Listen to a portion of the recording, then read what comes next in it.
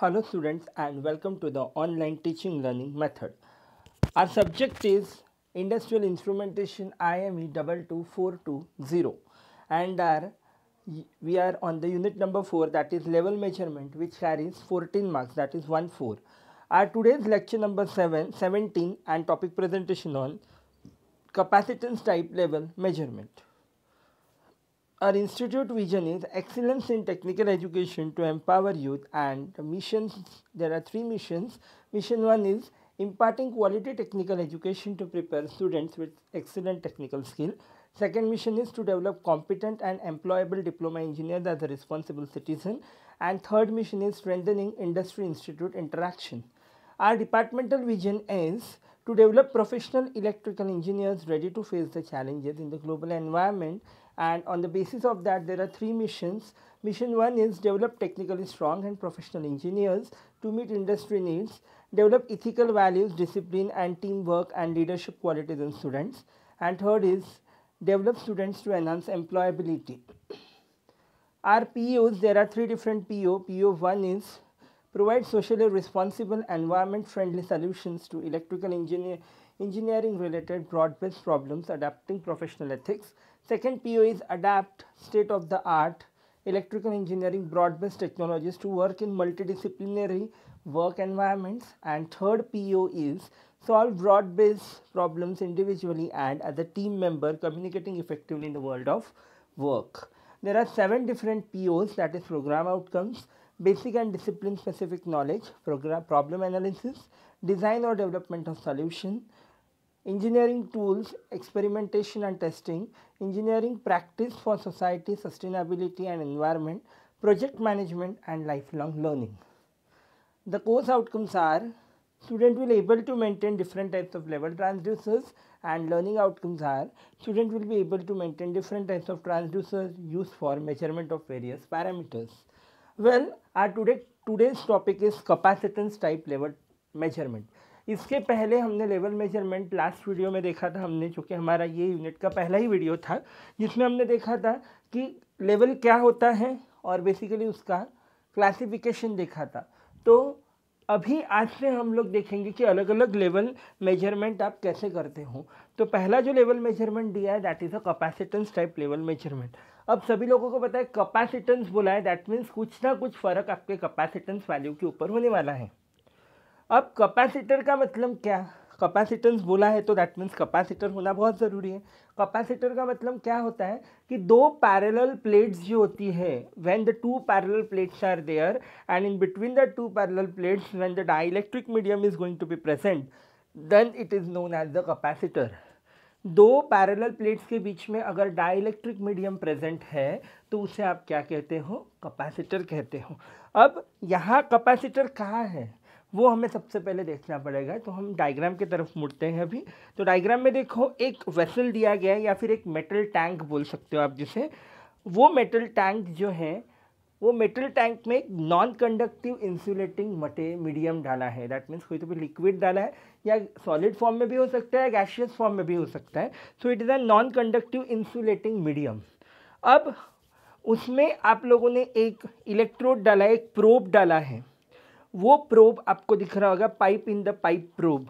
उसमें आपने एक प्रोब डाला है और वो प्रोब जो है वो मेजरिंग इंस्ट्रूमेंट को क्या है, कनेक्टेड है. अब यहाँ आप बोलोगे कि सर यहाँ आपको कैपेसिटर कहाँ नज़र आ रहा है. तो आपको जो मेटल का जो टैंक है दिख रहा है सभी को, मेटल का टैंक, सॉरी हाँ मेटल का टैंक, उसका जो वॉल है वो वॉल यानी एक पैरेलल प्लेट का एक साइड हो गया.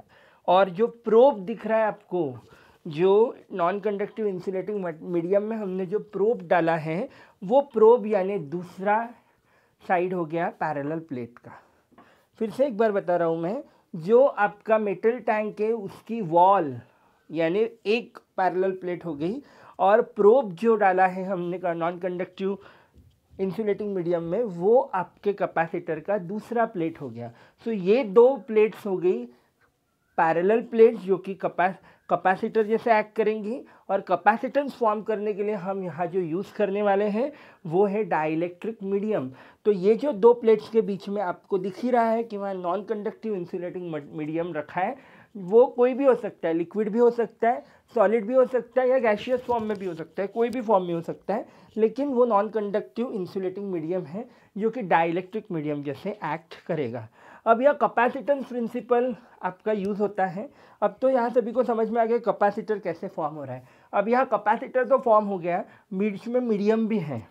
अब जैसे वो जो मीडियम है, वो मीडियम अगर कम है तो आपका कैपेसिटेंस वैल्यू भी कम होगा, मीडियम बढ़ता है तो कैपेसिटेंस वैल्यू क्या होंगी, बढ़ेंगी। यही यहाँ प्रिंसिपल यूज़ होता है। तो वर्किंग प्रिंसिपल यहाँ दिया है, the principle of capacitive level measurement is based on change of capacitance. Capacitance change के ऊपर डिपेंड है। An insulated electrode act as a one plate of capacitor, मैंने अभी बताया, and tank wall act as another plate. The capacitance depend upon fluid level, जो fluid है उसके level के ऊपर कैपेसिटेंस डिपेंड है। An empty tank has lower capacitance while a filled tank has higher capacitance. अगर tank empty है तो capacitance lower रहेगा, अगर टैंक फुल है तो कैपेसिटेंस क्या रहेगा, हायर रहेगा। A simple capacitor consist of two electrode plate separated by small thickness of an insulator such as solid, liquid और गैस और vacuum. This insulator is called as dielectric. दो parallel plates के बीच में एक स्मॉल थिकनेस है insulator का, वो सॉलिड फॉर्म में भी हो सकता है, लिक्विड, गैस या वैक्यूम, और ये इंसुलेटर को आप कहते हो dielectric. Third, value of capacitance depend upon dielectric use. जो डाइलेक्ट्रिक हमने यूज़ किया उसके ऊपर वैल्यू ऑफ कैपेसिटेंस का रहता है, और साथ साथ में प्लेट का area and also distance between the plates. तो वेयर सी का मतलब कैपेसिटेंस, ई का मतलब कांस्टेंट, के का मतलब रिलेटिव डाइलेक्ट्रिक कांस्टेंट, ए का मतलब इफेक्टिव एरिया एंड डी का मतलब distance. So and this change in the capacitance can be measured by using the AC bridge. AC bridge से हम इसे क्या कर सकते हैं, मेजर कर सकते हैं। तो अब वर्किंग बहुत सिंपल है। यहाँ measurement is made by applying an RF signal between conductive probe and vessel wall. RF signal है, रेडियो फ्रीक्वेंसी सिग्नल्स दे रहे अपन, कहा जो प्रोब है और वॉल है इन दोनों के बीच में। The RF signal results in a very low current flow. The RF signal results in very low current flow through the dielectric process material in the tank from the probe to the vessel wall. When the level in the tank drop, जब tank में की level कम हो जाएंगी, the dielectric constant drop causing a drop in capacitance reading and minute drop in current flow. जैसे ही यहाँ आपका level tank का कम हो जाएगा तो डाइलेक्ट्रिक कांस्टेंट भी क्या हो जाएगा, कम हो जाएगा, जिससे कैपेसिटेंस की वैल्यू क्या हो जाएंगी, कम। This change is detected by level switch internal circuitry and translated into a change in relay state of level switch in case of point level detection. In the case of continuous level detector, the output is not a relay state but a scaled analog signal. Now these are the advantages of capacitance type level measurement. Relatively inexpensive है, versatile है, reliable है, requires minimal maintenance, contains no moving parts, easy to install and can be adapted easily for different size of vessels.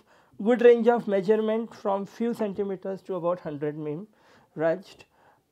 Simple to use, easy to clean. So these are the various advantages. Now these are the applications. Capacitance level probes are used for measuring level of liquid, power and granular solids, liquid metals at very high temperature, liquefied gases at very low temperature, corrosive material like hydrofluoric acid, very high pressure industrial process.